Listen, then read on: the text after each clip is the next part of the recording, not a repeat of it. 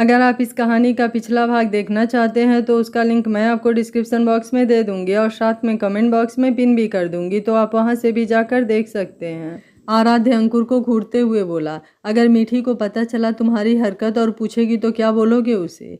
अंकुर बोला, ये तो पहुंचने के बाद तुम खुद उससे पूछ लेना, सरप्राइज है तुम्हारे लिए, इसलिए चलो। आराध्य बोला, मतलब उसने बोला है? अंकुर बोला, बिल्कुल। आराध्य अब उसे घूरते हुए बोला, कहाँ जाना है? अंकुर ने मुस्कुराते हुए उसे पता बताया तो आराध्य बाहर निकलते हुए बोला, मैं अपनी गाड़ी से चलूँगा। अंकुर बोला, यार सच में मीठी, मतलब? आराध्य उसे देखते हुए बोला, अंकुर हद में रहो नहीं तो। और अपनी गाड़ी में आकर बैठ गया। आधे घंटे में सब लोग हॉल में बैठे थे, वकील भी आ चुका था और पेपर भी बन चुका था। निकिता को भी लेकर आ गए थे। आराध्य ने जैसे ही हॉल में निकिता और इतने लोगों को देखा, अंकुर को घूरते हुए बोला, ये जो कुछ भी तुमने किया ना, आगे सोच लेना कि मैं क्या करूँगा। निकिता ने देखा तो आराध्य के पास जाते हुए बोली, आराध्य ये लोग मुझे मॉल से ज़बरदस्ती उठा लाए हैं, please save me, he is very danger. आराध्य ने उसे घूर कर देखा और फिर अंकुर को, जो कि मुस्कुरा रहा था। 2 मिनट बाद रुद्राक्षी ताली बजाते हुए अंदर आई तो सबका ध्यान उसी तरफ चला गया। Black jeans, white T shirt के ऊपर blue leather jacket, white sports shoes और ब्लैक गॉगल में कहर लग रही थी।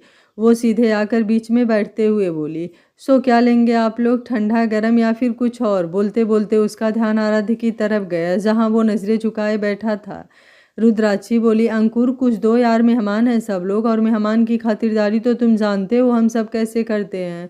अंकुर ने चपरासी को कुछ लाने का इशारा किया। आराध्य हिम्मत करके बोला, हमको यहाँ क्यों लाया गया है? उसकी आवाज़ में कंपन थी। निकिता ने आराध्य को बोलते देखा तो बोली, देखो तुम हम दोनों के साथ ज़बरदस्ती नहीं कर सकती, प्यार करते हैं हम, वो भी कॉलेज टाइम से, और हमारी शादी होने वाली है, वो भी कुछ दिनों में। रुद्राक्षी बोली, मतलब सच में? फिर वकील को देखते हुए बोली, सब तैयार हैं? वकील बोला, जी मैम, जैसा सर ने कहा था सब तैयार है। आराध्य अब अपनी पूरी हिम्मत करके उठते हुए बोला, क्या तैयार है? फिर रुद्राक्षी की तरफ देखते हुए बोला, क्या हो रहा है यहाँ? और मीठी क्या तैयार है? मुझे यहाँ ज़बरदस्ती लाने का क्या मतलब? रुद्राक्षी अंकुर और उसके बगल में खड़े 2 गार्ड को देखते हुए उसके सर पर गन लगाकर बोली, ज़बरदस्ती कौन किया वे? जानते भी हो ये कौन है? आराध्य उसके पास आते हुए बोला, एक बार हम बात करके सब खत्म करते हैं ना? निकिता बोली, और तुम जानती नहीं हो मुझे, इसलिए इतना उड़ रही हो? मेरे डैड को पता चला ना? रुद्राक्षी खींच कर एक झापड़ उसके गाल पर मारते हुए बोली, जब हम बात कर रहे हैं तो तुमसे किसने बोला बीच में बोलने के लिए? निकिता गुस्से में बोली, यू? रुद्राक्षी अपने गॉगल निकाल कर उसे घूरते हुए बोली, नो वर्ड एक्स्ट्रा बेबी, वरना तुम सोच भी नहीं सकती 10 दिन का सारा दिमाग खराब तुम्हारे पर निकल जाएगा। निकिता अब कुछ नहीं बोली तो रुद्राक्षी आराध्य के पास जाकर उसका कॉलर सही करते हुए बोली, आप तो सब जानते हैं ना मेरे बारे में, A to Z बताया था ना, फिर बीच में कोई और कैसे? पंडित जी 10 दिन दिया था, कुछ नहीं हुआ आपसे तो मुझे आना पड़ा। फिर उसे छोड़ते हुए बोली, चलिए साइन कीजिए। आराध्य बोला, मतलब? रुद्राक्षी बोली, शादी कर रहे हैं हम, वो भी कोर्ट मैरिज, जानते हैं ना कोर्ट मैरिज क्या होता है, चलिए साइन कीजिए। आराध्य अब एकदम से हड़बड़ाते हुए बोला, मीठी ये क्या बदतमीजी है? मैं, मतलब मेरी निकिता से सगाई हो चुकी है। रुद्राक्षी बोली, करेंगे या फिर अंगूठा मरवा दे? फिर निकिता को देखकर बोली, या फिर इसे ही मार देते हैं, काम ही खत्म, और यहाँ पर कोई बाहर कुछ नहीं कहेगा, वादा? फिर उसे देखते हुए बोली, आप वाला नहीं, इनका सच्चा वादा है, वफादार जो हैं। आराध्य कुछ नहीं बोला। रुद्राक्षी बोली, चलिए साइन कीजिए। आराध्य बोला, मीठी बात सुनो। अच्छा चलो, मुझे तुमसे कुछ अकेले में बात करनी है, मेरी बात समझो प्लीज़, ऐसा मत करो यार। रुद्राक्षी वकील को इशारा करते हुए बोली, साइन करवाइए। आराध्य बोला, यार बात तो सुनो, हम मिलकर बात कर सकते हैं इस बारे में। रुद्राक्षी गॉगल लगाते हुए बोली, 10 दिन का वक्त दिया था ना, नहीं आए तो अब नहीं, मतलब नहीं, साइन कीजिए। निकिता किसी को फ़ोन लगाने लगी। अंकुर उसे रोकने के लिए आगे बढ़ा लेकिन रुद्राक्षी ने उसे रोक दिया। आराध्य बोला, मीठी प्लीज़, कम से कम तुम तो समझो मुझे। रुद्राक्षी बिना उसे देखे बोली, समझ रही हूँ इसलिए बोल रही हूँ, साइन कीजिए, वरना आगे क्या होगा मुझे भी नहीं पता। आराध्य आंखें बंद करके पेन उठाया तो निकिता गुस्से में बोली, तुम सच में बेवकूफ़ हो, तुम्हें क्या लगता है तुम्हारे साइन करने से आराध्य तुम्हारा हो जाएगा? बिल्कुल नहीं, वो सिर्फ मेरा होगा, सिर्फ मेरा। तब तक गुस्से में आराध्य ने साइन कर दिया। रुद्राक्षी भी अब साइन करते हुए बोली, वकील साहब अब आप सब जाइए। तो वकील और दोनों गार्ड बाहर चले गए। अब बस अंकुर, आराध्य, निकिता और वो थे। दरवाजे के बाहर गार्ड लगे थे। रुद्राक्षी अंकुर को देखते हुए बोली, अंकुर ये शादी का न्यूज़ ना न्यूज़पेपर, व्हाट्सएप और फेसबुक जितने भी सोशल साइट हैं सब में दे दो। आराध्य पुरुषोत्तम ने किया गुपचुप तरीके से अपनी गर्लफ्रेंड से शादी। शायद क्या पता उनकी गर्लफ्रेंड प्रेग्नेंट हो, इसलिए उन्होंने ऐसा किया हो। आराध्य मजबूरी और गुस्से में उसे घूर रहा था और अंकुर को हंसी आ रही थी। निकिता शौक होकर उसे देख रही थी। जहाँ तक उसने सुना था उसके बारे में, ये तो एकदम अलग ही निकली। मतलब क्या है? निकिता को कुछ समझ ही नहीं आ रहा था। तब तक आराध्य का फ़ोन बजा। उसने उठाने के लिए जेब से निकाला। तब तक रुद्राक्षी उसका फ़ोन लेते हुए बोली, हाँ 1 सेकंड पंडित जी, पहली खुशखबरी मैं दूंगी सबको। आराध्य बोला, मीठी मीठी, घर का नहीं है, इम्पोर्टेंट कॉल है, दो मुझे। रुद्राक्षी बोली, अरे मैं भी तो देखूं कौन है जिसके लिए आप इतना बेचैन हैं, कहीं कोई तीसरी तो नहीं आ गई। लेकिन उसके उठाते उठाते फ़ोन कट चुका था। आराध्य हाथ दीवार पर मारते हुए बोला, इडियट समझ कर रखा है क्या मुझे? एक काम करो। फिर निकिता और फिर रुद्राक्षी को देख कर बोला, गोली मार दो वरना मैं यहाँ से कूद जाऊँगा, क्योंकि अब बहुत हो गया सबका टॉर्चर, पागल बना कर रखा है। कब से बोल रहा हूँ, समझ नहीं आता क्या तुम सबको? रुद्राक्षी सोफे पर बैठते हुए अंकुर से बोली, अंकुर गार्ड बुलाकर दोनों को यहाँ से नीचे फेंक दो, सबको लगेगा प्यार में पागल थे, साथ में गिरकर जान दे दिया। आराध्य गुस्से से टेबल को लात मारते हुए बोला, ठीक है, तुम अगर यही चाहती हो तो यही होगा। निकिता एकदम से पीछे हटते हुए बोली, मुझे नहीं मारना। लेकिन आराध्य खिड़की खोलकर आगे बढ़ नीचे कूदता उसके पहले ही अंकुर उसका हाथ पकड़कर अंदर खींच कर बोला, दिमाग खराब है क्या तुम्हारा? ये क्या पागलों वाली हरकतें कर रहे हो? तब तक आराध्य ने उसके मुंह पर 3-4 घूंसे लगा दिए। अंकुर ने अपना हाथ बढ़ाया, फिर रुकते हुए बोला, चलो माफ़ किया। आराध्य उसका हाथ झटक कर बाहर जाने लगा, लेकिन दरवाज़ा बंद था तो गुस्से में दरवाजे को लात मारते हुए बोला, खोलो वरना मेरी फैमिली में से किसी को कुछ भी हुआ तो उसकी जिम्मेदार। फिर पीछे देखते हुए बोला, तुम सब होगे और उसके बाद मुझे भी नहीं पता मैं क्या करूँगा। रुद्राक्षी उसे इतने गुस्से में देख रिमोट से दरवाज़ा खोल दी तो आराध्य आगे बढ़ा, लेकिन फिर रुक कर बोला, सॉरी मैं ऐसा कुछ नहीं करना चाहता था। रुद्राक्षी बोली, लेकिन मैं आज़ाद हूँ और अभी बहुत कुछ करूँगी जो शायद आप बिल्कुल नहीं चाहेंगे, फिर भी मैं करूँगी। आराध्य ने उसकी तरफ देखा, दोनों की नज़रें मिली। आराध्य की आंखें लाल हो चुकी थी तो रुद्राक्षी ने गुस्से में नज़रें हटा लिया, तो अब वो बाहर चला गया। आराध्य के जाने के बाद रुद्राक्षी आकर खिड़की के पास खड़ी होकर नीचे देखने लगी। वो 8वें फ्लोर पर थी। अगर यहाँ से आराध्य सच में कूद जाता तो, सोचते हुए वो पीछे हटकर सोफे पर बैठ गई। वो अभी कुछ सोच ही रही थी कि निकिता ताली बजाते हुए बोली, वाह यार क्या प्यार है, सच में मानना पड़ेगा आराध्य की पसंद को। वैसे सच में तुम में खास तो है, लेकिन क्या करूं, अब मेरा भी दिल आ गया है तो छोड़ भी तो नहीं सकती ना बस, वरना तो कोई दूसरा होता तो मैं उसकी तरफ देखती तक नहीं। रुद्राक्षी आंखें बंद करके बोली, यार कुछ ठंडा लाओ। तो अंकुर उसके बगल में बैठते हुए उसकी तरफ एक कोल्ड ड्रिंक का कैन बढ़ा दिया। रुद्राक्षी अब एक सिप लेकर आराम से बोली, वो देवराज सिंघानिया को मैसेज कर दो और न्यूयॉर्क में जो उसकी बेटी पढ़ती है, क्या नाम है उसका, बोल। उसने अपने आईब्रो को सहलाया। अंकुर बोला, निहारिका सिंघानिया। रुद्राक्षी बोली, वही, उसका जो MMS है उसके बॉयफ्रेंड के साथ, वो भी उसके बाप को भेज दो अपनी बेटी के बारे में। आखिर उसे भी तो पता होना चाहिए ना कि जो दूसरों पर नज़र रखते हैं उनके अपने कितने सेफ हैं। निकिता घूरते हुए उसके सामने आकर बोली, how can you do this? Rudrakshi बोली, यार अब इसका कोई काम नहीं है, एक काम करो इसको स्टोर रूम में डाल दो, जब पंडित जी इससे प्यार करते हैं तो आएंगे लेने, तो थोक में दे देंगे।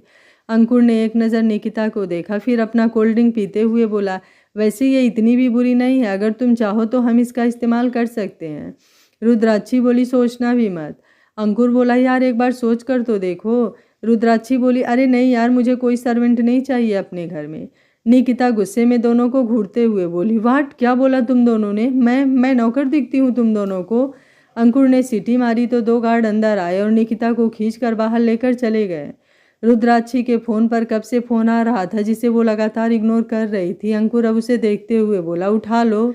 रुद्राक्षी बोली, नहीं, उसको अभी उसकी औकात पता चलनी चाहिए, शायद हल्के में ले गया। अंकुर अब थोड़ा गंभीर होकर बोला, और आराध्य उसका क्या करना है? रुद्राक्षी अब उठते हुए बोली, उनको छोड़ दो, मैं देख लूँगी, घर चलते हैं। अंकुर बोला, चलो, और उसके साथ बाहर निकल गया। रास्ते में अंकुर उसे देखते हुए बोला, शादी की न्यूज़ सच में न्यूज़पेपर में देनी है? रुद्राक्षी उसे घूरते हुए बोली, दिमाग खराब है, वो सब बस ऐसे ही था। अंकुर अब शरारत से बोला, और वो दूसरा वाला कहीं मैं सच में तो मामा। रुद्राक्षी उसे मारते हुए बोली, कमीने तेरा दिमाग खराब है और इतना ही बच्चा खिलाने का शौक है ना तो जा और बिनी के पापा से उसका हाथ मांग, समझा। और मारा क्यों नहीं तुमने, इतना मार क्यों खा रहा था। अंकुर बोला, वो यार इतना तेज भी नहीं लगा था और बाकी तो मैं मजाक कर रहा था, लेकिन तुम्हारी इन सब हरकत की वजह से। रुद्राक्षी बोली, सॉरी यार। अंकुर अपना सर झटक कर बोला, महादेव बचाएं तुम दोनों के बीच में आने से मुझे। फिर थोड़ा सीरियस होते हुए बोला, लेकिन अगर आराध्य ने फिर से अपने साथ कुछ गलत किया तो। रुद्राक्षी बोली, वो ऐसा कुछ नहीं करेंगे, उसका इंतजाम किया है मैंने। अंकुर गाड़ी रोकते हुए उसे देखकर बोला, ऐसा क्या किया है। रुद्राक्षी अब उतरते हुए बोली, अच्छा, तो तुझे लगता है मैं अपना सारा सीक्रेट तुझसे शेयर करूंगी।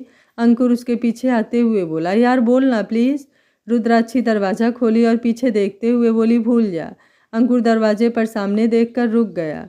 रुद्राक्षी ने सामने देखा तो गुस्से में आगे बढ़ने को हुई, लेकिन कुछ लोग जल्दी से आकर उसे पकड़ लिए और सामने बैठा हुआ आदमी बोला, नो नो नो बच्चा, गलती नहीं, बच्चे इतने बड़े बड़े काम नहीं करते, कम से कम अपने माँ बाप को तो तुम्हें सेफ्टी जगह रखना चाहिए था। कुछ लोग जाकर अंकुर को भी पकड़ लिए और चेयर पर दोनों को बांधते हुए बोले, ज़्यादा हाथ पैर नहीं मारते। रुद्राक्षी अब खुद को रिलैक्स करते हुए आराम से बोली, देवराज सिंघानिया, इन सब से बोल दो टाइट बांधे, नहीं तो बाद में मुझे कुछ मत बोलना। शालिनी जी बोली, मीठी ये सब कौन है और यहाँ हमारे घर क्या कर रहे हैं। संतोष जी उन्हें चुप करवा रहे थे, लेकिन फिर भी वो बोल रही थी। देवराज हंसते हुए बोले, वो क्या है ना मिसेस पाठक, आपकी बेटी अपने आप को तोप समझ रही थी। अरे अगर हमारी बेटी को आराध्य पुरुषोत्तम पसंद है तो है, और हम उसे किसी भी हालत में उसको ला कर देंगे। और कमाल की बात तो ये है वो मान भी गया था, लेकिन आपकी बेटी फिर से हमारे बीच में आ गई और अब ये सब हो रहा है।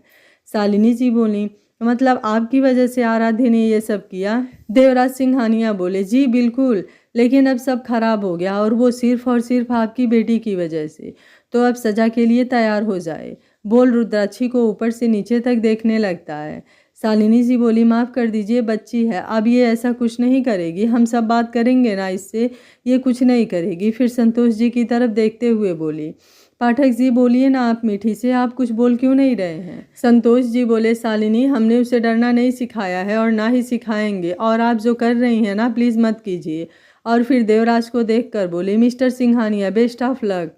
रुद्राक्षी मुस्कुराते हुए बोली, अम्मा आप भी ना, अरे जानती ना है का हमको, अरे आपके खून है, और हम बनारस के पंडित सिंघानिया से कब डरने लगे। फिर गुस्से से बोली, और देवराज सिंघानिया देख लो अच्छे से, क्योंकि हमें देखने के बाद उसकी आंखें सलामत बचे इसकी गारंटी शायद ही हम दे पाएँ। और मेरे घर में घुसने से पहले ज़रा अपना फ़ोन चेक करना, सब सही सलामत तो है ना। फिर अंकुर की तरफ देखते हुए बोली, तुमने वो वीडियो तो भेजा ना सिंघानिया साहब के फ़ोन पर। अंकुर बोला, बिल्कुल, आने वाला होगा या फिर शायद आ चुका होगा। देवराज गुस्से से फुफकारते हुए बोला, है लड़की, ज़्यादा उड़ने की ज़रूरत नहीं है, वरना सच में तू सोच भी नहीं सकती मैं क्या कर सकता हूँ तेरे साथ। रुद्राक्षी बोली, सच में, तो अपना फ़ोन चेक कर और उसके मज़े ले, फिर आराम से बात करते हैं। देवराज ने फ़ोन निकाला तो कई सारे वीडियो थे, एक के बाद एक करके 3 देखने के बाद जैसे ही चौथा खोला, फ़ोन गुस्से में पटकते हुए रुद्राक्षी की तरफ बढ़ा और उसका मुँह पकड़कर दबाते हुए बोला, अगर यही मैं तेरे साथ करूँ तो सोच कितना मज़ा आएगा, वो भी हम दोनों को। अंकुर अपना हाथ पैर मारते हुए बोला, देवराज साले कुत्ते कमीने, छोड़ उसे वरना जान से जाएगा। देवराज रुद्राक्षी का मुंह झटके से छोड़ अब अंकुर को देखकर बोला, सच में कुत्ते वफादार पाले हैं, लेकिन ये तो कुछ ज़्यादा ही भौंक रहा है। और अंकुर के मुंह पर एक घूंसा जड़ दिया जिससे उसके होठों से खून निकलने लगा। फिर देवराज रुद्राक्षी की तरफ मुड़ते हुए बोला, मेरी बेटी कहाँ है रुद्राक्षी पाठक, और उसका बाल पकड़ने को हाथ बढ़ाया। तब तक अंकुर गुस्से में बोला, छूना मत उसे सिंघानिया, तेरी जैसी नहीं है वो, आग है आग, और आग से खेलते नहीं हैं। शालिनी जी रोते हुए बोली, मीठी बता दे बेटा, कहाँ है इनकी बेटी। संतोष जी उनके हाथ पर हाथ रखते हुए बोले, शांत हो जाइए आप। देवराज अब फिर से रुद्राक्षी के आगे आकर बैठते हुए बोला, लास्ट बार पूछ रहा हूँ, कहाँ है मेरी बेटी। रुद्राक्षी उसे देखते हुए बोली, अंकुर संजय से बोला था ना वायरल करने के लिए। देवराज अपना सर सहलाते हुए बोला, अगर वहाँ वायरल होगा तो तुम्हारा हश्र उससे भी कहीं ज़्यादा भयानक होगा, इतना याद रखना। और उसके चेहरे गर्दन पर उंगली चलाते हुए नीचे कंधे तक आया। रुद्राक्षी उसे घूरते हुए बोली, उंगलियों को ज़्यादा कष्ट मत दे देवराज, नहीं तो फिर ना खाने लायक बचेंगी और ना नहाने लायक। संतोष जी अब देवराज को घूरते हुए बोले, देवराज सिंघानिया, सच में यार तुम तो कायर निकले बे। हम तो तुम्हें तोप समझे थे और तुम एक लड़की को बांध कर डरा रहे हो। आज तो मुझे सच में खुद पर फक्र हो रहा है। मैंने शेरनी पैदा किया है, तेरी तरह नामर्द नहीं जो किसी को बांध कर अपना खौफ दिखाए। देवराज गुस्से में रुद्राक्षी की तरफ बढ़ा। तब तक दरवाजे से आवाज आई, ये रही तुम्हारी बेटी, छोड़ो सबको।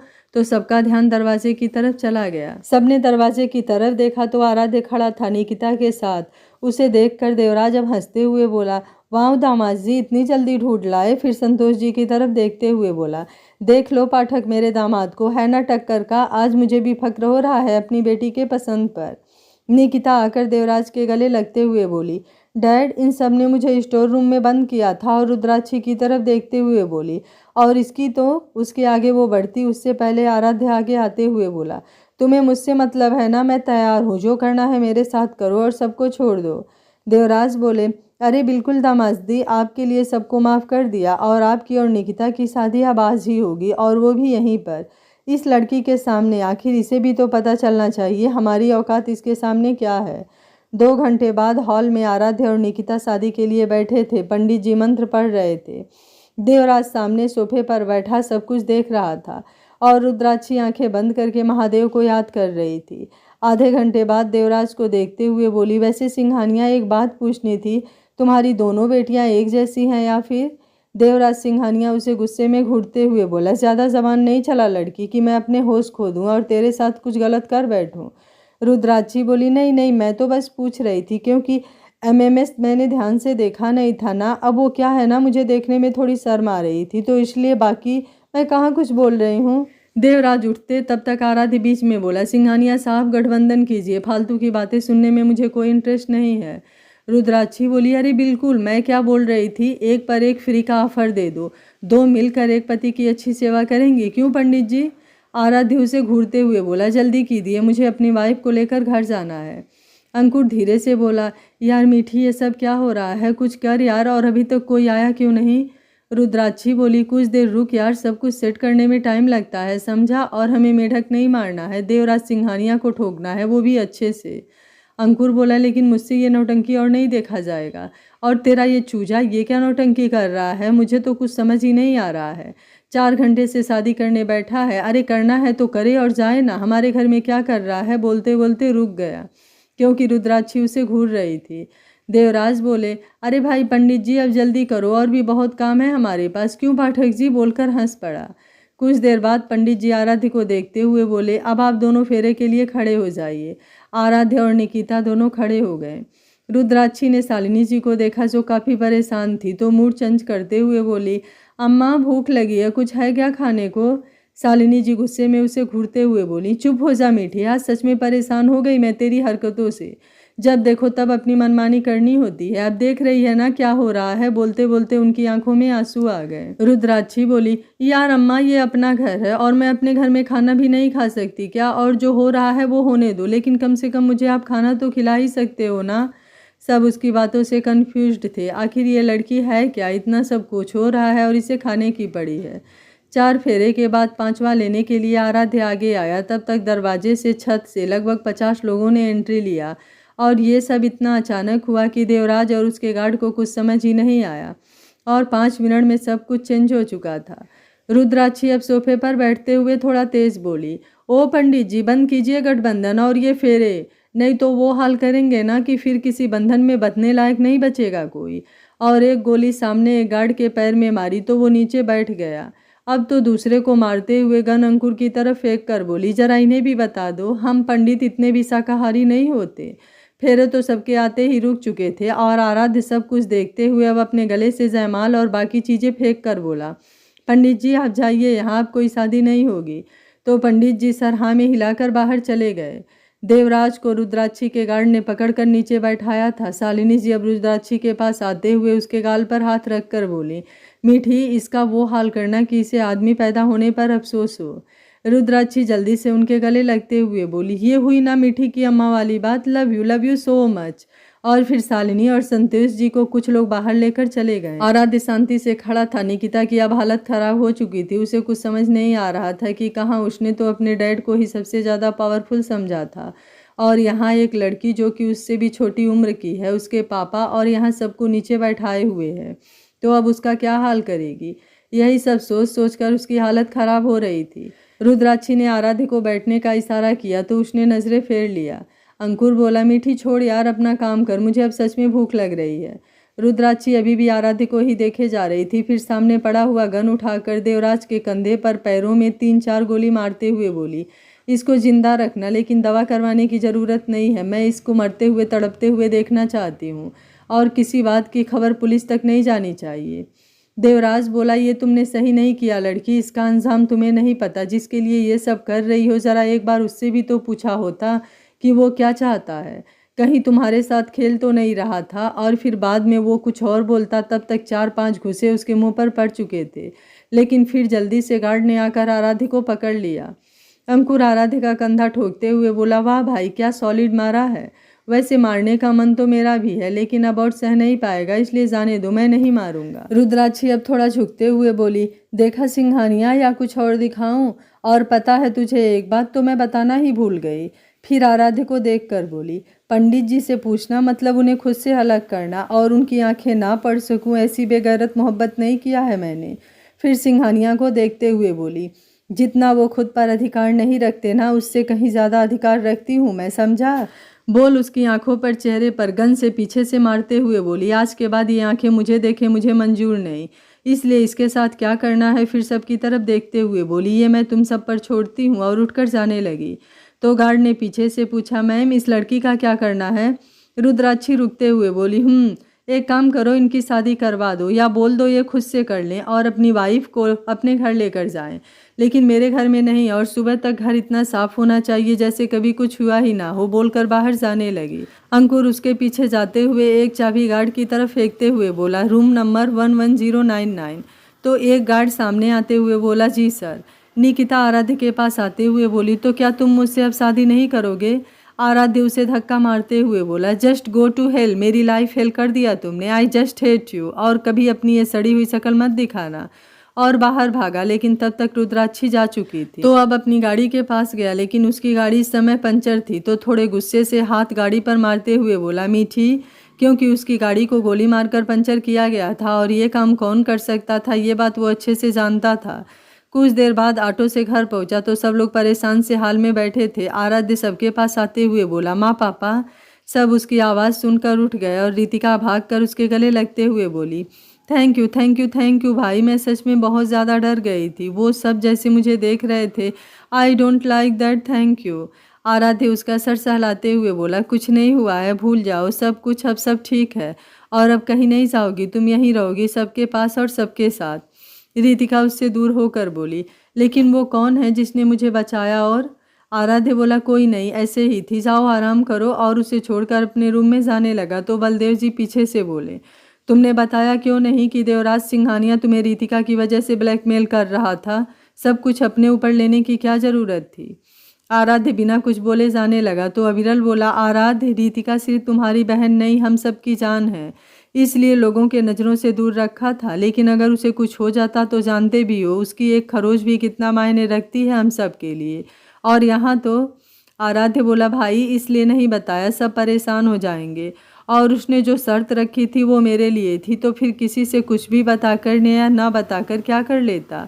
और वैसे भी अब सब कुछ सही हो चुका है, तो अब किसी को चिंता करने की कोई ज़रूरत नहीं है, सबको परेशान करने के लिए सॉरी बोलकर जाने लगा। बलदेव जी बोले, और तुम्हारी लाइफ, उसमें भी सब सही हो चुका है। आराध्य ने सुना तो वहीं रुक गया, कुछ समझ नहीं आया क्या बोले, तो फिर से आगे बढ़ने को हुआ कि इस बार नंदिनी जी बोली, आराध्य, जो तुमने गलती किया है क्या उसको सुधारने की इच्छा रख सकते हैं हम तुमसे, क्योंकि आज रितिका हमारे पास है तो सिर्फ और सिर्फ मीठी की वजह से। उसने अपनी परवाह ना करते हुए हमारी बेटी को बचाया है, इसलिए कल भी हम उसके साथ थे और आज भी उसके साथ हैं। उसका जो भी फैसला होगा हमें मंजूर होगा, लेकिन उसका तुम्हें माफ़ करने के बाद। आराध्य बिना कुछ बोले अपने रूम में चला गया। रुद्राक्षी और अंकुर फार्म हाउस पर आए तो संतोष जी और शालिनी पहले ही फ्रेश होकर उन दोनों का इंतजार कर रहे थे, और बाकी सब लोग भी आ गए थे, क्योंकि शालिनी माहौल थोड़ा अच्छा करना चाहती थी, इसलिए आते वक्त सबको साथ लेकर आई थी। रुद्राक्षी और अंकुर अंदर आए तो राधिका उसके गले लगते हुए बोली, यार तू एक बार बता नहीं सकती थी? सब कुछ खुद ही करना ज़रूरी होता है क्या? उसके बाद बारी बारी सभी उसके गले लगे जा रहे थे और वो परेशान हो रही थी। लेकिन अब जैसे ही मिंटू आगे आने को हुआ, रुद्राक्षी गुस्से में बोली, साले अब कोई कुछ बोला ना तो सर फोड़ दूंगी। यार मजाक बना दिया है तुम सब ने मेरा। एक ही बात को 1 घंटे से बोले जा रहे हो, ये नहीं कि सांस लेने दें। सोनी कविता आप जल्दी से दूर होते हुए बोली, कहा कि आपने कुछ बनाया है या फिर हम सबको ही बनाना है? शालिनी जी हंसते हुए बोली, सब तैयार है, तुम सब बैठो, मैं लगाती हूँ। और फिर रुद्राक्षी के सर पर हाथ रखकर प्यार से बोली, मेरी भी उम्र लग जाए मेरी शेरनी। रुद्राक्षी उनके गले लगकर उन्हें कसकर पकड़ते हुए बोली, नहीं इतनी भी नहीं चाहिए जिसमें आप और आपकी डांट शामिल ना हो। कुछ देर बाद सब खाना खा रहे थे और साथ में मस्ती कर रहे थे। रुद्राक्षी खाते हुए बोली, कल किसको किसको अलवर चलना है, तैयार हो जाओ। राधिका बोली, क्यों अलवर क्यों चलना है भाई, ऐसा क्या हो गया है? सोनी बोली, हाँ यार, और जहाँ तक पता चला है तेरा और आराध्या का भी ब्रेकअप हो गया, तो अब क्यों जाना है, कोई रीज़न भी नहीं दिख रहा। रुद्राक्षी उसे घूरते हुए बोली, जाने दो, कोई मत जाओ, मैं खुद ही चली जाऊंगी। मिंटू बोला, मीठी मीठी मैं चलूँगा ना, और कविता भी चलेगी, और हम तुमसे पूछेंगे भी नहीं कि क्यों जाना है। रुद्राक्षी उसकी नज़र उतारते हुए बोली, तूने तो दिल जीत लिया यार, और अपने पॉकेट से एक चाबी उसे देते हुए बोली, जा आज से तू इसमें रहना। मिंटू बोला, अब ये क्या है, मैं दूसरे घर में क्यों जाऊंगा, मेरा फ्लैट है ना। राधिका बोली, अबे ध्यान से देखिए, तेरे खुद के घर की चाबी है। मिंटू लेते हुए बोला, यार लेकिन। सोनी बोली, काका मान गए हैं तुम दोनों के लिए, इसलिए तो हम लोग यहाँ पार्टी कर रहे हैं। मिंटू बोला, लेकिन इतनी जल्दी? अभय बोला, भाई इतनी जल्दी कुछ नहीं हुआ है, काम पहले से चल रहा था, आज बस काम कंप्लीट हुआ है। मिंटू बोला, थैंक यू मीठी, लव यू यार, लेकिन फ्लैट उसका क्या? रुद्राक्षी बोली, वहाँ काका काकी को भेज दे। फिर उसकी तरफ झुकते हुए बोली, हनीमून के लिए, सुधर जाएंगे बुढ़ापे में। राधिका ने सबको फिर रुद्राक्षी को देखते हुए बोली, मीठी उसके कान में क्या बोल रही है, हमें भी सुनना है, तेज बोल। मिंटू हड़बड़ाते हुए बोला, नहीं ऐसे ही बस नॉर्मल बात चल रही थी, है ना मीठी, बोलकर उसे देखने लगा। रुद्राक्षी सामने देखते हुए, बिल्कुल नॉर्मल बात हो रही थी, बोल। राधिका को आई ब्लिंक करते हुए बोली, अच्छा अब तुम लोग आराम करो। और सब उसे देखने लगे तो बोली, मुझे अब कोई डिस्टर्ब नहीं करेगा सुबह तक, ठीक है, गुड नाइट। और उठकर छत पर आ गई, जहाँ पर एक ही रूम था और पूरा छत खाली, बस जगह जगह फ्लावर लगे हुए थे, बीच में एक सुंदर सा झूला लगा हुआ था। बाकी यहाँ पर घर काफ़ी दूरी पर था और ये जगह शहर से 10 किलोमीटर दूरी पर थी। रुद्राक्षी छत पर आकर एक गहरी सांस लेते हुए छत का दरवाज़ा बंद कर दिया कि कोई उसके पास ना आ सके, और अपने रूम से वाइन का बॉटल निकाल मुँह से लगाते हुए कुछ सोचने लगी। नींद अभी भी नहीं आ रही थी, लेकिन अब सब कुछ सही था। अगर अभी भी कुछ सही नहीं था तो वो थी उसकी लाइफ, जिसके बारे में अभी उसका सोचने का कोई मूड नहीं लग रहा था। आधा बॉटल पीने के बाद पास के झूले पर लेट गई, लेकिन कुछ सोचकर आंखों से आंसू आ गए तो आंखें बंद कर लिया। कुछ देर बाद उसे वैसे ही नशे की वजह से नींद आ गई। नीचे सब अपने रूम में सोने चले गए। अभय ने आराध्य से बात किया और सब कुछ नॉर्मल बताया, और कुछ देर बात करने के बाद फ़ोन रख दिया। इधर आराध्य अपने रूम में टहल रहा था, उसे अभी भी बेचैनी हो रही थी। आज 10 दिन की मजबूरी और बेचैनी उसका अब दम घोट रही थी। उसे कुछ समझ नहीं आ रहा था कि क्या करे क्या न करे। सब कुछ खराब हो चुका था, किस मुँह से माफ़ी मांगे, क्या करे, कुछ भी समझ नहीं आ रहा था। ऊपर से रुद्राक्षी का नॉर्मल होना उसको और परेशान कर रहा था। वो बेड पर लेट गया, लेकिन आंखों में नींद का नामो निशान नहीं था। अभय ने उसे बताया था कि वो सब इस समय कहाँ है और रुद्राक्षी का बिहेव नॉर्मल है। वो काफ़ी देर तक करवट बदलता रहा। रुद्राक्षी के पास जाना अब इतना भी आसान नहीं था। सिक्योरिटी अब उसने ज़्यादा टाइट कर दिया था। सब कुछ नॉर्मल होता तो सिक्योरिटी से कोई मतलब नहीं था, लेकिन इस समय जितना वो उसके बारे में जानता है, मिलना तो दूर, देखना भी उसे मंजूर नहीं होगा। यही सब सोचते हुए वो रात भर जागता रहा। नींद पूरी रात नहीं आई। सुबह सबके उठने से पहले ही उठकर ऑफिस चला गया। यहाँ धूप जब रुद्राक्षी के आंखों पर लगी तो उसकी नींद खुल गई और उठकर बैठते हुए खुद को देखा, फिर अगल बगल। मौसम काफ़ी अच्छा था, अभी बस हल्की हल्की धूप थी, तो वो उठकर अंदर रूम में चली आई। कुछ देर बाद तैयार होकर नीचे आई, जहाँ सब उसी का इंतज़ार कर रहे थे। आज उसका लुक कुछ डिफरेंस थे, एकदम वीआईपी लुक लग रहा था, क्योंकि आज उसने ब्लैक कलर का बिजनेस सूट और आंखों में ब्लैक गॉगल लगाया था। रुद्राक्षी को शांत देखकर सब शांत थे और बिना कुछ बोले सबके साथ में नाश्ता किया। रुद्राक्षी उठते हुए बोली, अम्मा वो आप और बाबूजी तैयार रहना, अलवर जाना है। शालिनी जी बोली, लेकिन बेटा। रुद्राक्षी बोली, भाग नहीं रही हूँ, बस अपने नालायक दोस्त और आपके लिए बहू लाने जा रहे हैं, और मैं सोच रही थी ये सब जल्द से जल्द हो जाए तो सही है। राधिका बोली, मैं भी चलूँगी। सोनी बोली मैं भी। मिंटू मुंह खोलता उसके पहले रुद्राक्षी बोली कोई नहीं जाएगा और सब चले जाओगे तो ऑफिस कौन संभालेगा? सिर्फ राधिका और अंकुर जाएंगे, बाकी। फिर सोनी मिंटू को देखते हुए बोली तुम दोनों ऑफिस का सारा काम संभालोगे, मुझे एक एक डिटेल चाहिए और कोई गड़बड़ नहीं होनी चाहिए। शालिनी जी बोली कब चलना है? रुद्राक्षी शाम को बोलते हुए बाहर जाने लगी। अंकुर भी अब उठते हुए बोला मैं भी साथ चल रहा हूँ, और सबको बाय बोलकर उसके साथ निकल गया। रुद्राक्षी ऑफिस पहुंची तो सब अपना अपना काम कर रहे थे। अंकुर अपने केबिन में चला गया और रुद्राक्षी ने आगे जाकर अपने केबिन का दरवाज़ा खोला तो सामने उसके टेबल पर ढेर सारा बुके रखा हुआ था और एक बड़ा सा कार्ड जिसमें बड़े बड़े अक्षर में सॉरी लिखा था। रुद्राक्षी ने अपने केबिन में इतने सारे फ्लावर और बुके देखे तो चपरासी जिसका नाम शंभू था उन्हें बुलाते हुए बोली काका ये सब क्या है?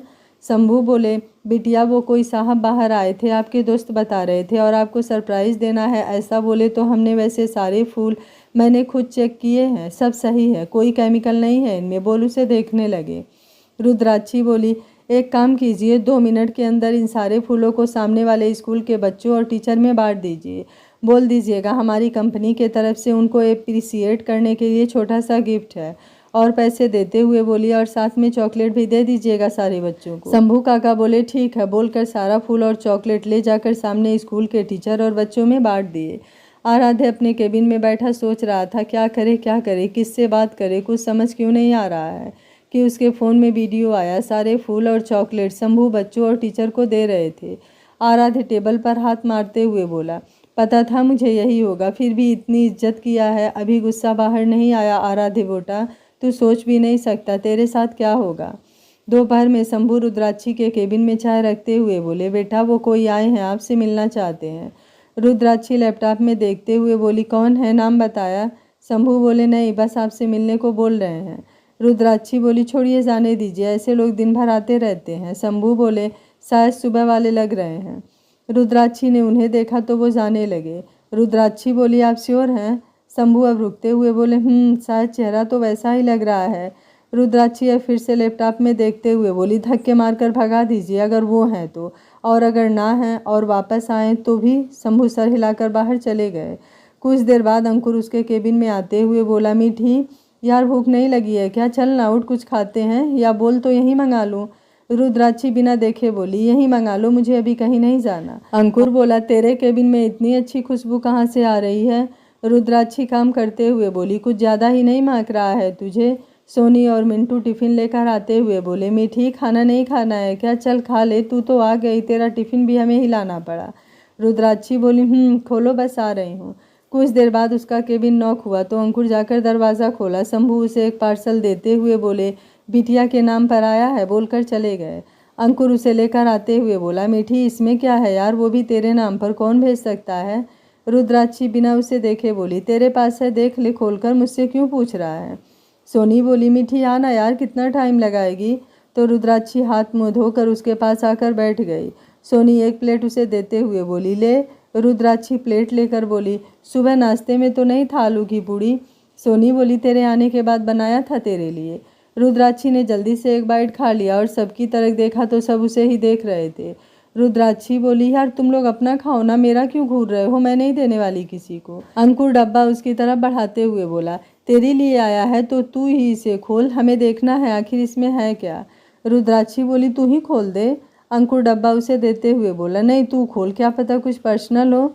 रुद्राक्षी ने उसे घूरते हुए खाने का प्लेट साइड रखा और डब्बे को खोला तो उसमें गुलाब जामुन था और सिल्वर पेपर से बहुत ही सुंदर तरीके से उसके ऊपर सॉरी लिखा था।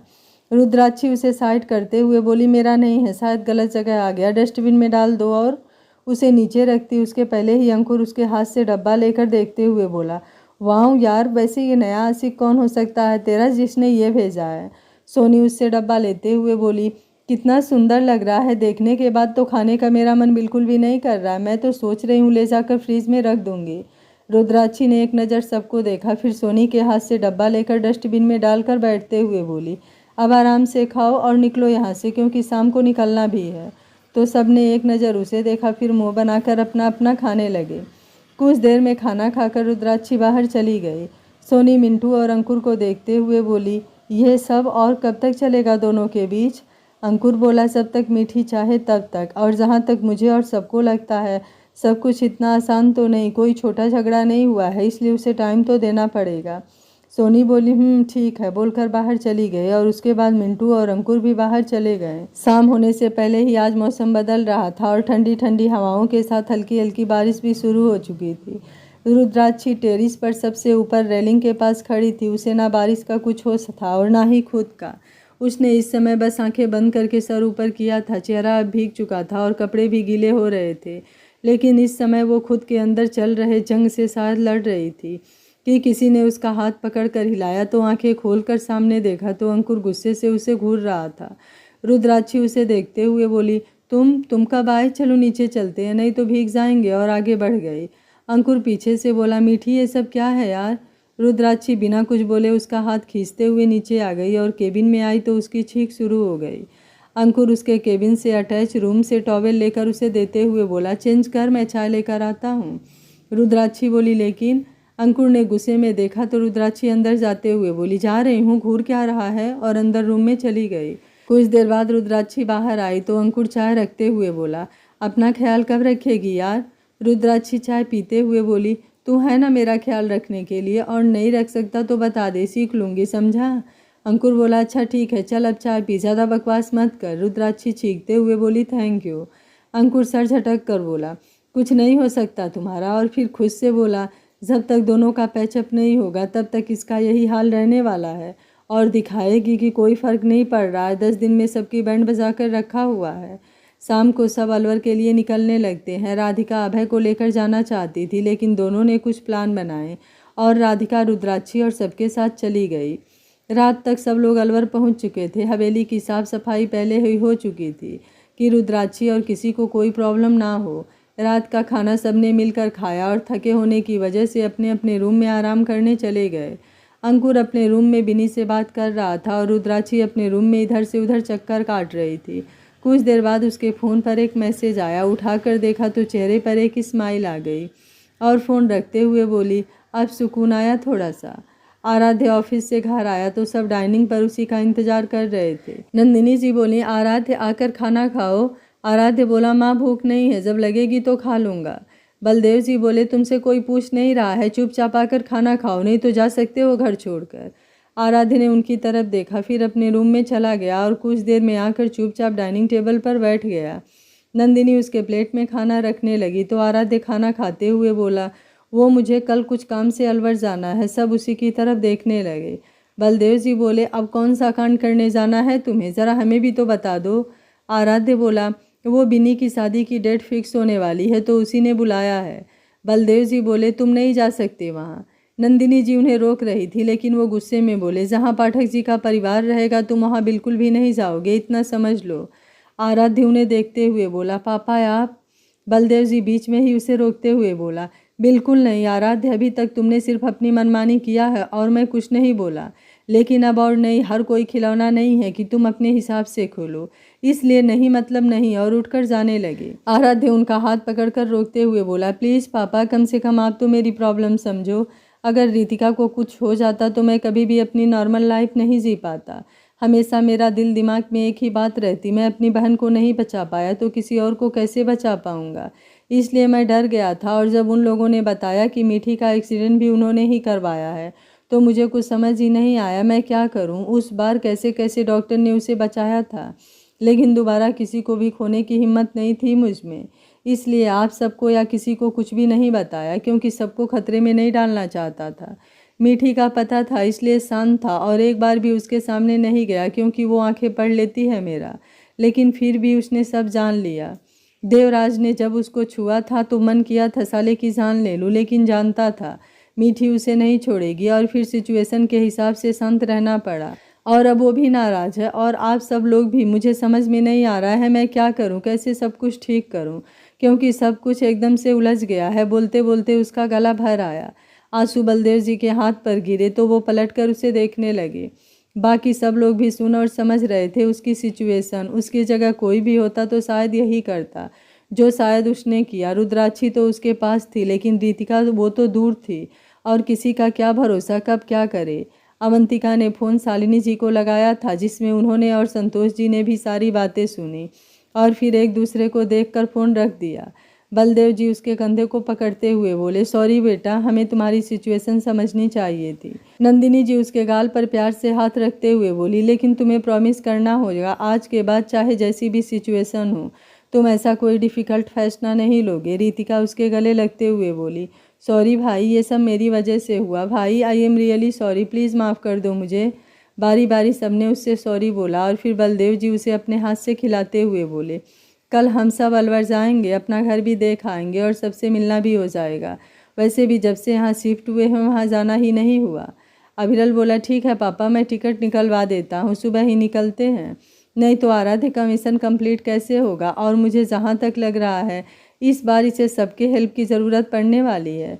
रितिका बोली, मुझे भी भाभी से मिलना है। नंदिनी जी बोली, बेटा शांत हो जाओ, पहले उसका गुस्सा शांत होने दो, फिर आराम से मिलना। अवंतिका बोली, माँ आप परेशान मत होइए। फिर आराध्य को देखते हुए बोली, इस समय बस एक ही इंसान का सर फट सकता है, बाकी हम सब सेफ जोन में हैं। उसकी बातों से आराध्य ने मुंह बना लिया और बाकी सब हंसने लगे।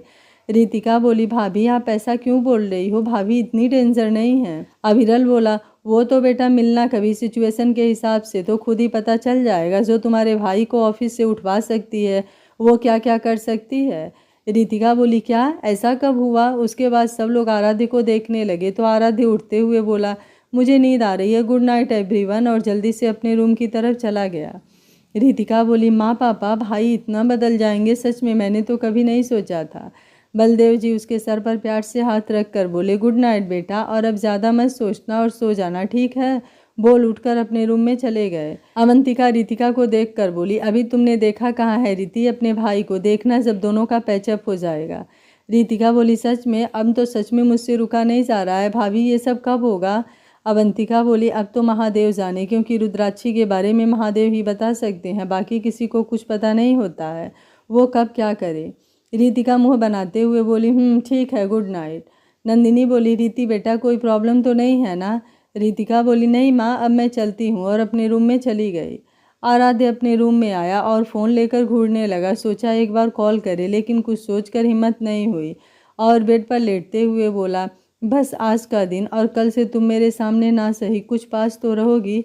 यकीन है मना लूंगा, जानता हूँ गुस्सा हो, नाराज़ हो, लेकिन मैं भी देखता हूँ कब तक बात नहीं करोगे। अलवर में सुबह सुबह सब तैयार होकर निकलने वाले थे। हाल में संतोष जी बोल रहे थे, शालिनी कितना लेट करेंगी आप।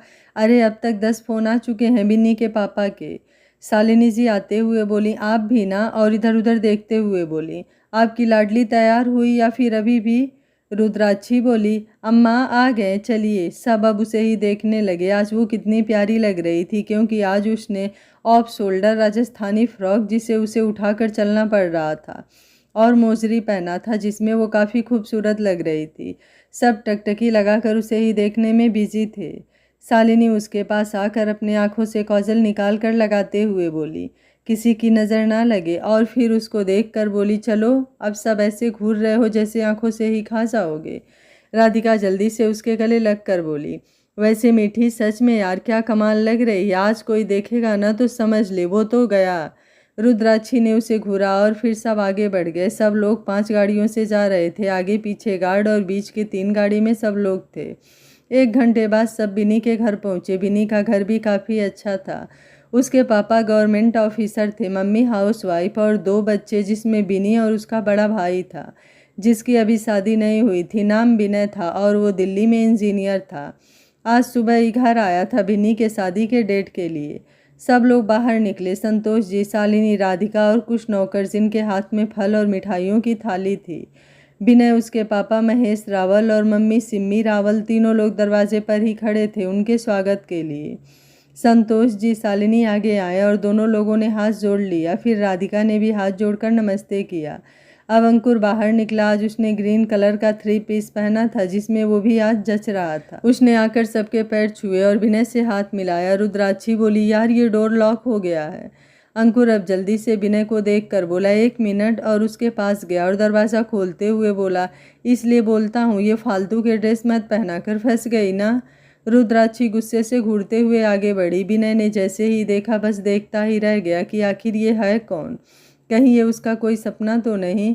रुद्राक्षी आकर महेश जी और सिमी जी को नमस्ते की और एक नज़र विनय को देखकर सबके साथ अंदर चली गई।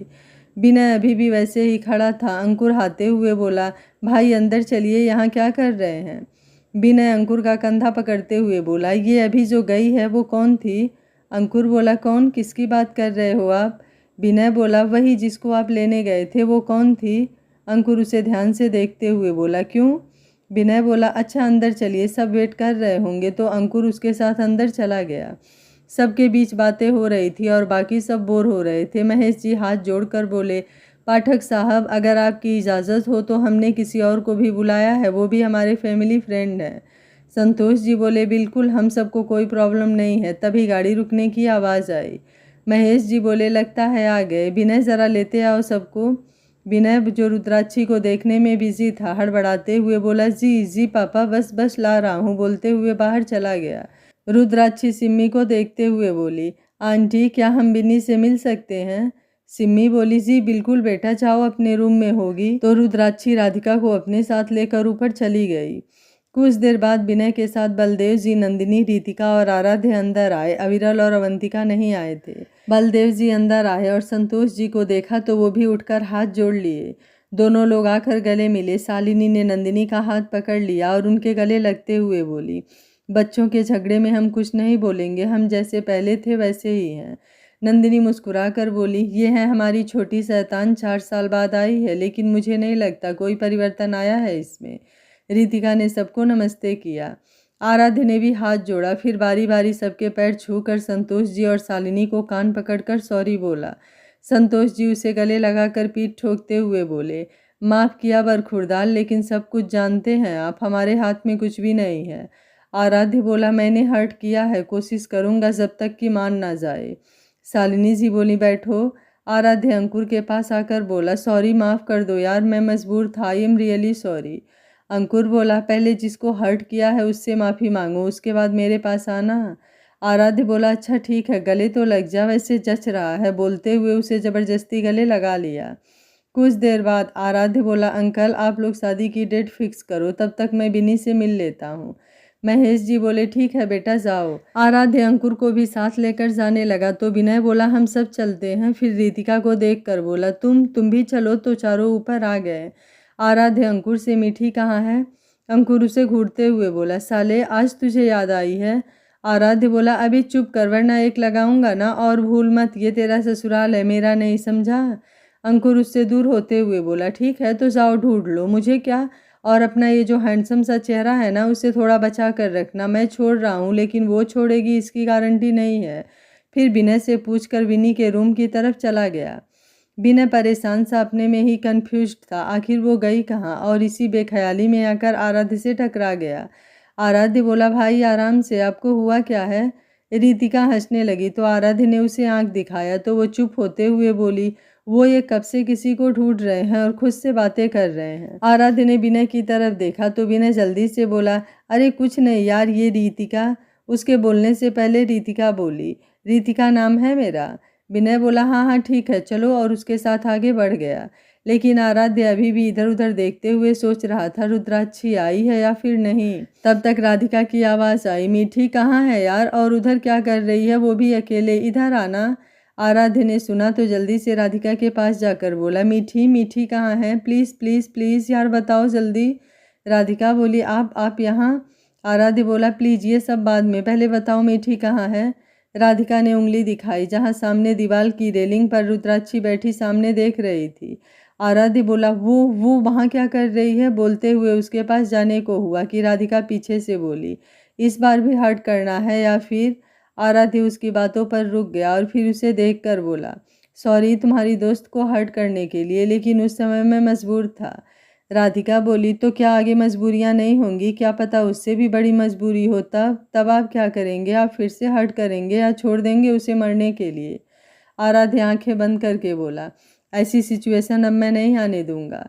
राधिका बोली, पहले भी तो यही बोला था ना, इसलिए सोच समझ कर बोलिए। फिर बिना उसकी बात सुने नीचे चली गई। आराध्य ने एक गहरी सांस लिया और रुद्राक्षी के पास जाने के लिए मुड़ा, लेकिन अब वो वहाँ कोई नहीं था। उसने इधर उधर ढूंढा, लेकिन वो पूरे छत पर कहीं नहीं थी। आराध्य समझ रहा था कि मीठी को मनाना इतना आसान नहीं होगा। आखिर उसका भरोसा जो तोड़ा है, उसने ऊपर देखा और मन में महादेव को याद करते हुए बोला, हे महादेव, मेरी ज़िंदगी को फिर से समेट कर मेरे करीब लाने में मेरी मदद कीजिए। मैं उसे कैसे समझाऊं कि उसकी ज़िंदगी मेरे पास रहने से ज़्यादा कीमती है। मैं उसे खुद से दूर बर्दाश्त कर सकता हूँ, पर उसे तकलीफ़ में नहीं बर्दाश्त कर सकता। क्या आराध्य मीठी को मनाकर उसका भरोसा वापस से लौटा पाएगा? क्या बिनी का भाई विनय रुद्राक्षी को पसंद करने लगेगा? क्या रुद्राक्षी और आराध्य एक हो पाएंगे या फिर उनके जीवन में विनय नाम की नई मुसीबत आएगी? क्या बिनी और अंकुर की शादी हो पाएगी? ऐसे और भी बहुत सारे सवाल हैं जिनका जवाब आपको आने वाले एपिसोड में मिलेगा। तो जानने के लिए देखते रहिए कहानी का अगला भाग। अगर आपको कहानी अच्छी लग रही है तो वीडियो को लाइक, शेयर एंड चैनल को सब्सक्राइब कर लीजिएगा। Thank you for watching. मिलते हैं कहानी के अगले भाग में।